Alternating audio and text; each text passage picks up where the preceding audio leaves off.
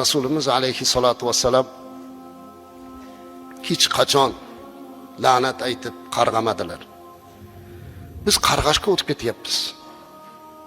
Ozgina bir odam yomonlik qilsa qarg'aymiz. Internetda bitta odam bitta xato qilib qo'ygan bo'lsa, to'xtamasdan uni qarg'aymiz. Haqorat deymiz. Kechira olmaymiz bir-birimizni.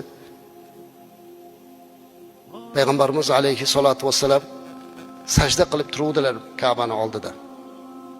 Kofirlar kelib hayvonni ichini, qornini yorib olib kelib boshlariga kitirib qo'ydilar. U bosh uchun jonimizni berishlikka loyiqmiz azizlar. U boshni uchun butun umrimizni berishga rozimiz, lekin shu boshga badbaxtlar olib kelib najos kiydirdilar. Sahobalarning birortasi kelib olishlikka jur'atlari yetmadi. Qo'rqib turdilar. Go'dak holatida turgan Fotima-i Zahro onamizgina kelib oldilar. Bilasizmi, dunyoda eng ota uchun qiyin holat qanday holat? Farzandini oldida behurmat bo'lish. Qizlarini oldida, suyukli qizini oldida Rasulimiz alayhissalom sajda qilib turgan holatida mana shu beodoblik bo'ldi. Qizlari yugurib kelib boshidan axlatlarini oldilar, mahkam quchoqlab yig'lab yordilar. Haligilarga la'nat aytdilar. Rasulimiz alayhissalom, qizim, ular bilmasdan qilyaptilar dedilar. Ular bilmasdan qilyaptilar dedilar. Faqat shunaqa deyardilar, xolos. Bular bilmasdan qilyapti-da deyardilar. Qarg'amadilar. Hatto muborak dahanlariga kamon o'qi kelib tekkanda ham qonim yerga tushmasin dedilar. Ummatga balo kelmasin dedilar. Lekin biror marta azizlar qarg'amadilar, hammani kechirdilar. Modomiki biz ummatlikni da'vo qilar ekanmiz, kechirimlik bo'la olaylik azizlar. Allohdan uyalaylik. Alloh azza va jalla bizni gunohlarimizni kechirib turibdi-ku. Andisha qilmaymizmi? O'zimiz o'ylanaylik, shu yerda o'tirgan hammamiz, mayli, boshqani hayotini bir chekkaga qo'yaylik. O'zimizni o'tmishimizni bir o'ylaylik. Agarki o'zimizni aybimiz bilan mashg'ul bo'lib qolsak, o'zimizni gunohlarimizni o'ylanishlik bilan, tavba bilan ovora bo'lib qolsak, boshqalar bizni ko'zimizga ko'rinmay qoladi azizlarim. Alloh arhamar rohimin ekan bizni kechirib turibdi. Odam alayhisalom bilan momo Havo onamiz jannatda Alloh qilma degan ishni qilib qo'yganda birinchi bo'lgan ishi avratlari ochilib qoldi. Agar bizni ham gunohlarimiz uchun avratlar ochilib qolishlik bo'lganida ko'chada liboslik odam qolmas edi azizlar. Lekin Sattorul Uyub ekan.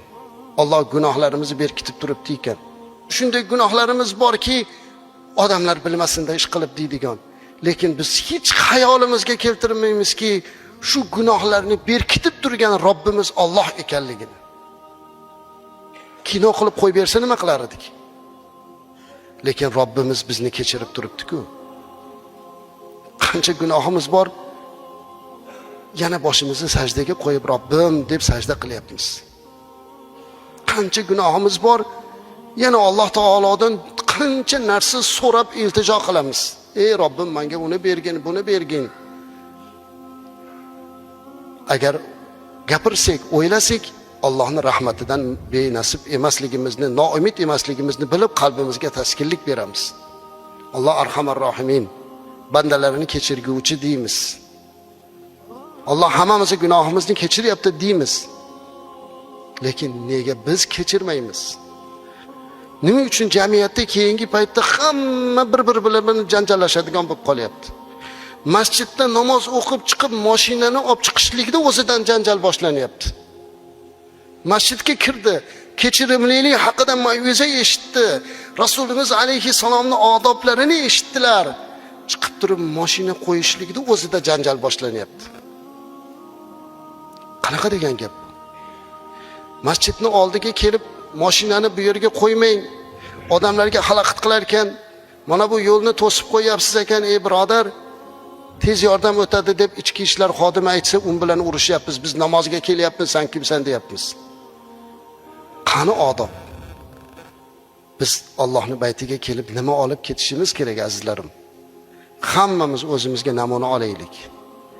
modomiki biz ummatlikni da'vo qilar ekanmiz, kechirimli bo'laylik.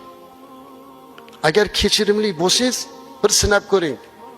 Har kuni kechqurun yotayotganda men hammani kechirdim deb uxlaylik, qalbimiz shunaqa rohat bo'ladi.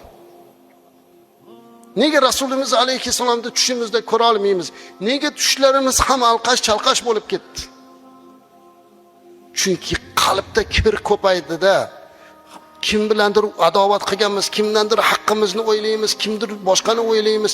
Shuni hammasini kechirib qo'ysak o'ylamagan bo'lar edik. Hammasini kechirib turib, agar biz Rasulimiz alayhissalomni o'ylasak edi, albatta tushimizga kirardilar.